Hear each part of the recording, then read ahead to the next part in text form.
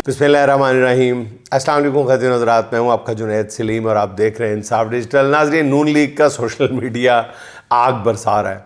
Madam वज़ीर आला से मुताल्लिक मारूफ क्रिकेटर नसीम शाह की ट्वीट के बाद उन्हें बाकायदा धमकियाँ दी जा रही हैं। कोई नून लीग की हाशिया बरदार कह रहा है कि अब ज़रा इंटरनेशनल क्रिकेट खेल कर दिखाओ। कोई कहता है कि ये कौमी मुजरिम है जो हमेशा पाकिस्तान का नाम ख़राब करता है, इसको करार वाकई सज़ा दी जाए। यूँ लगता है कि नसीम शाह ने किसी मुक़द्दस हस्ती की शान में गुस्ताखी कर दी है। माना कि कौमी सतह के किसी खिलाड़ी को खेल के दौरान सियासी हवालों से रायज़नी नहीं करनी चाहिए, फिर भी अगर नसीम शाह ने एक ट्वीट ऐसी कर दी है जो हकीकत पर मबनी थी और उसका सवाल भी जायज़ था, लेकिन चलो अगर उसने कर भी दी है तो उस बेचारे की अब क्या जान लेनी है। ऊपर से पीसीबी ने उसे शो कॉज नोटिस जारी कर दिया है और कहा जा रहा है कि मुनासिब जवाब ना आया तो भी कम अज़ कम सज़ा के तौर पे उनका सेंट्रल कॉन्ट्रैक्ट तो ख़त्म ज़रूर हो जाएगा। पीसीबी की इन फुर्तियों की दो वजूहत हैं। एक तो मैडम वज़ीर आला के ऑफिस का मुमकिन दबाव हो सकता है, दूसरा क्रिकेट बोर्ड इस वजह से भी ज़्यादा हसासियत दिखा रहा है कि नसीम शाह को अगर निशान इबरत ना बनाया गया तो कल कोई खिलाड़ी मोहसिन नकवी के ख़िलाफ़ भी बात कर देगा। इसलिए अब लगता यही है कि नसीम शाह बेचारे को पूरी कुव्वत से रगड़ दिया जाएगा, मगर नसीम शाह को दी गई सज़ा उन्हें रातों रात कौमी हीरो भी बना देगी। यानी एक और क्रिकेटर, एक और पठान, एक और अवामी हीरो। पहले वाला एक पठान संभालना नहीं जा रहा, दूसरा तैयारी के मरहले में। फार्म 47 के हुक्मरानों की एक खूबी ये भी है नाज़रीन कि ये ख़ुद अपने हरीफ पैदा करती है और ख़ुद ही अपने लिए मुश्किलें खड़ी करती है। नसीम शाह अगर ज़रा सा भी डट गया, जिसके इम्कान तो कम ही है, लेकिन अगर वो डट गया तो उसके ख़िलाफ़ कार्रवाई के शौकीनों को अब देख लीजिएगा लेने के देने पड़ जाएंगे। अच्छा नाज़रीन, पाकिस्तान में इंसानी हकूक़ की गिरती हुई सूरत हाल के बायस GSP प्लस स्टेटस ख़तरे में पड़ गया है। बार बार आप सुन रहे हैं नाज़रीन। पहले ये भी हमें समझ लेना चाहिए कि GSP प्लस स्टेटस जो है क्या। नाज़रीन, ये कोई इस्तेहकाक नहीं है जो यूरोपीय यूनियन किसी मुल्क को अता कर दे। ये एक रियायत है जो यूरोपीय यूनियन उन ममालिक को देती है जिनकी आमदनी कम हो, अगर यानी हम जैसे गरीब गुरबों को। अगर ये ममालिक यूरोपीय यूनियन के कन्वेंशंस पर या उनके कुछ असूलों पर अमल दरामद का वादा करें तो उन्हें ये स्टेटस मिल जाता है। ये कुल मिलाकर 27 कन्वेंशन है या वादे हैं या अहद हैं जिन पर पाकिस्तान ने दस्तखत कर रखे हैं। उनमें इजहार राय की आज़ादी है, आज़ाद अदलिया है, जमहूरियत का फ़रोग़ है, ख़वातीन के हकूक़ हैं, चाइल्ड लेबर पर पाबंदी के कन्वेंशंस शामिल हैं। पिछले 3 सालों में पाकिस्तान ने उनमें से हर शेख की बबांगे दोहल पूरे तमतराक के साथ, पूरी ढिठाई के साथ खिलाफ वर्जी की है, टका के की है। यहाँ सियासी कारकुनों को फ़ौजी अदालतों से सज़ाएँ हुई हैं, अदलिया उज़्व मुअत्तल बन गई है, सियासी कारकुन हज़ारों की तादाद में जेल के अंदर हैं, इलेक्शन में बदतरीन धांधली हुई है, नंगी चिट्ठी हुई है, ख़वातीन पर मज़ालम का एक ख़त्म ना होने वाला सिलसिला है। इन हालात में हुकूमत पाकिस्तान को भी इस बात का यकीन हो चुका है कि उसके लिए अपना GSP प्लस स्टेटस बचाना नामुमकिन नहीं तो बहुत मुश्किल ज़रूर हो चुका है। कम अज़ कम मेरिट पर तो मुमकिन नज़र नहीं आ रहा। इसलिए अभी से कोशिशें शुरू हो गई हैं कि GSP प्लस स्टेटस अगर ख़त्म हुआ तो इमरान खान के बेटों के खाते में डाल दिया जाए। यानी अपना घर ठीक करने की बजाय हुकूमत अपनी नाकामियों का मलबा डालने के लिए कुछ ना कोई कंधे तलाश कर रही है।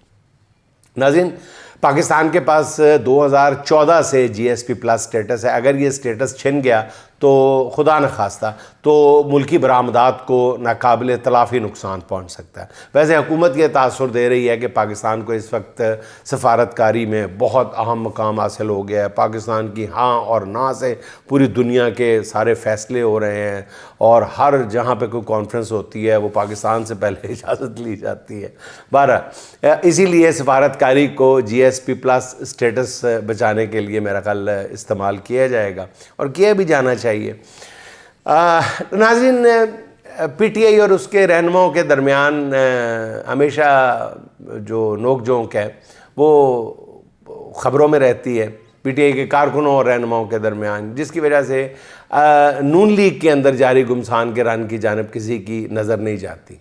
PTI के अंदरूनी मामलात ही लोगों की तवज्जो इस तरह इतनी अपने अंदर खींच लेते हैं कि किसी दूसरी जमात के अंदर जो कुछ हो रहा है ان کی طرف کم ہی نظر جاتی ہے۔ نون لیگ پہ غور کریں تو اس وقت وہاں 2 افراد مظلومیت کی تصویر بنے ہوئے نظر آتے ہیں، ایک ہمارے بھائی کیپٹن صفدر اور دوسرا حمزہ نواز۔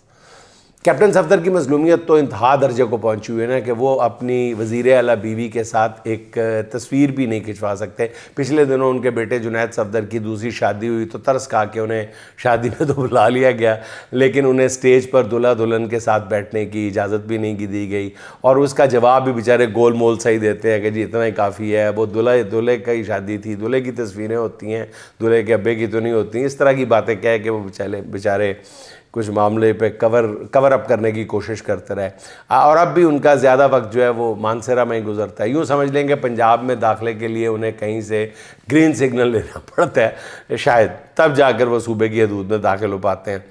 ہماری دعا ہے کہ اللہ رب العزت کیپٹن صفدر کی مشکلات آسان کرے اور انہیں وہ تمام حقوق میسر فرمائے جو بطور پنجاب کے مرد اول کے طور پہ ان کا حق بنتا ہے۔ اب بات کرتے ہیں نون لیگ کے دوسرے مظلوم حمزہ شہباز صاحب کی۔ جب سے وہ ناظرین پنجاب کے آئینی یا غیر آئینی وزیر اعلیٰ بنے ہیں، ان کا ستارہ گردش میں ہے، باوجود اس کے کہ ان کے والد ملک کے وزیر اعظم ہیں۔ حمزہ شہباز کی مشکلات کم نہیں ہو رہی۔ ان کی وزیر اعلیٰ کزن نے ماضی میں پنجاب کے سب سے طاقتور تصور کیے جانے والے سیاستدان حمزہ شہباز کا سیاسی ناطقہ بند کر رکھا ہے۔ حمزہ شہباز کوشش کے باوجود مشکلات سے باہر نہیں نکل پا رہے۔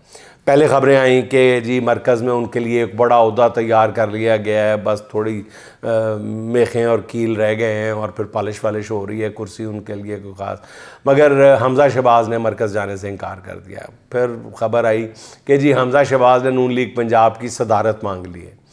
یہ درخواست لے کر اپنے تایا میاں نواز شریف صاحب کے پاس وہ پہنچ گئے ہیں۔ حمزہ کا خیال ہے کہ پنجاب میں پارٹی بری طرح نظر انداز ہو رہی ہے، جسے فعال کرنے کی ضرورت ہے۔ میاں نواز شریف نے حمزہ کی بات سنی ہے، خبروں میں بتایا گیا ہے، دعویٰ کیا جا رہا ہے، اور میاں صاحب نے کہا کہ عید کے بعد کہا تھا کہ عید کے بعد مشاورت سے اس بارے میں کوئی فیصلہ کریں گے۔ ظاہر ہے نواز شریف اپنی بیٹی سے مشاورت کریں گے اور کس سے کریں گے، وہاں سے جو مشورہ ملنا ہے وہ سب کو پتہ ہے۔ اس سے پہلے خبر آئی تھی کہ حمزہ نے وزیر اعلیٰ مریم نواز کو مبینہ طور پر فون کر کے تیفی بٹ کو مقابلے میں ہلاک نہ کرنے کی درخواست کی تھی۔ پھر اس درخواست کا جو حشر ہوا وہ سب کے سامنے ہے۔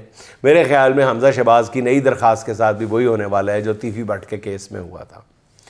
اچھا ناظرین، پورے رمضان کے دوران خبریں چلتی رہیں کہ عمران خان اور حکومت کے درمیان ڈیل آخری مرحلے میں ہے اور عمران خان اپنے عید جو ہے وہ گھر میں گزاریں گے۔ اس وقت بھی عرض کیا تھا، اور جب یہ معاملات ہو رہے تھے تو اسحاق صار نے عرض کیا تھا کہ جیل سے کب باہر آنا ہے یہ فیصلہ خود عمران خان نے کرنا ہے۔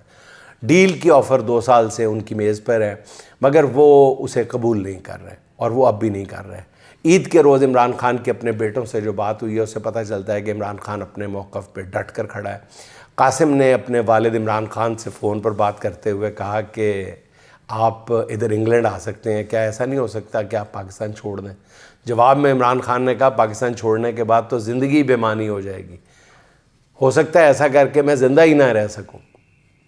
کلاسیکل جملہ تھا۔ ناظرین، یہ عمران خان ہے، وہ ایسا ہی ہے، برس سے ایسا ہی ہے۔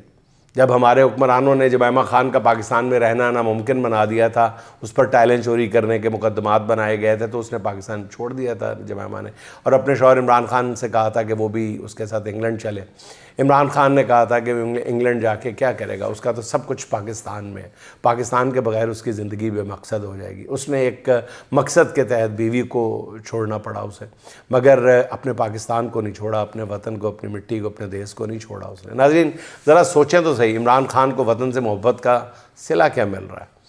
اچھا ناظرین، اب کچھ ذکر ہو جائے ایران جنگ کا، جس میں ایران ہر روز نئے انداز میں سرپرائز دیے چلا جا رہا ہے۔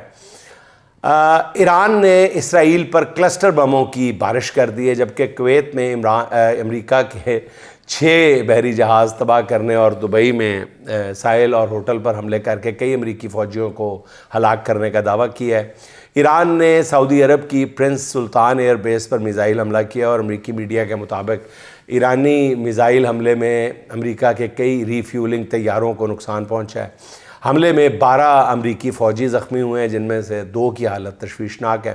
برطانوی اخبار ڈیلی میل کی رپورٹ کے مطابق امریکی نائب صدر جے ڈی وینس نے فون پہ اسرائیلی وزیر اعظم نیتنیاہو کو جھاڑ پہ لا دیا، خوب سنائی ہیں۔ اخبار کے مطابق یعنی ڈیلی میل کے مطابق ایران جنگ کو بہت آسان بتا کر ٹرمپ کو اس میں شامل کرانے پر نیتنیاہو کو بہت سخت سنائی ہیں وینس نے، بلکہ بعض ذرائع کے مطابق انہیں گالیاں بھی دی ہیں۔ دوسری طرف نیتنیاہو کے موساد کے چیف کے ساتھ اختلافات بھی شدت اختیار کر گئے۔ ذرائع کے مطابق موساد کے چیف نے ایک ہفتے سے کسی اعلیٰ سطح کی میٹنگ میں شرکت نہیں کی۔ نیتنیاہو کو موساد چیف پر غصہ ہے کہ موساد کی ایران سے متعلق انٹیلیجنس رپورٹس مکمل طور پر غلط ثابت ہوئی ہیں۔ معروف امریکی پولیٹیکل سائنٹسٹ پروفیسر جان میرشائمر کا کہنا ہے کہ ایران اگر چاہے تو متحدہ عرب امارات، سعودی عرب اور قطر میں زندگی کے نظام کے پرخچے اڑا سکتا ہے اور یہ معاشرے پھر فنکشنل نہیں رہیں گے، سب کچھ ایران ویران کر دے گا۔ وہ کہتے ہیں کہ مجھے نہیں سمجھ امریکہ اور اسرائیل نے یہ جنگ کیا سوچ کر شروع کی تھی۔ بہرحال یہ تو نیتنیاہو ہی بتا سکتا ہے۔ ناظرین، آخر میں نصیر بلوچ کے دو چار اشعار: مارا اس شرط پہ اب مجھ کو دوبارہ جائے، مارا اس شرط پہ اب مجھ کو دوبارہ جائے، نوک نیزہ سے میرا سر نہ اتارا جائے، نوک نیزہ سے میرا سر نہ اتارا جائے، شام سے پہلے کسی ہجر میں مر جائے گا، شام سے پہلے کسی ہجر میں مر جائے گا، سورج ایک بار میرے دل سے گزارا جائے، سورج ایک بار میرے دل سے گزارا جائے، اس کی یہ ضد کہ میرا قتل پس پردہ ہو، اس کی یہ ضد کہ میرا قتل پس پردہ ہو، میری خواہش مجھے بازار میں مارا جائے، میری خواہش مجھے بازار میں مارا جائے، اس کے آنے کی بھی امید ابس لگتی ہے، اس کے آنے کی بھی امید ابس لگتی ہے، اس کو جانا ہے تو پھر سارے کا سارا جائے، میں زمیں زاد ہوں چاند نگر کے باسی، میں زمیں زاد ہوں چاند نگر کے باسی، اس بلندی سے نہ پھر مجھ کو پکارا جائے، میں بہر شکل تیرے دل میں اترنا چاہوں، میں بہر شکل تیرے دل میں اترنا چاہوں، ٹھہرے دریا تو سمندر میں کنارہ جائے، ٹھہرے دریا تو سمندر میں کنارہ جائے۔ ناظرین، خوش رہیں، خوش رکھیں، آپ سے ملاقات ہوگی انشاءاللہ اگلے ولاگ میں۔ اللہ حافظ۔